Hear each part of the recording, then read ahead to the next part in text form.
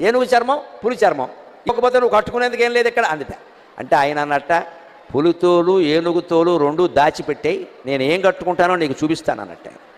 ఈవిడ కావాలనే పులితోలు ఏనుగుతోలు అయ్యవారికి దొరకకుండా చేసింది.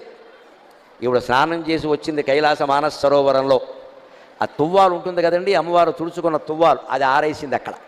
ఆయన వెంటనే దాన్ని ధరించాట వస్త్రంగా. అమ్మవారు స్నానం చేసి తుడుచుకున్న తువ్వాలని శివుడు ధరించాడు. అదేమిటి అంటే ఇది అచ్చం పులితోలు ఏనుగుతోలు రెండు కలిపినట్టుగా ఉంది అన్నట్టు. ఎందుకని?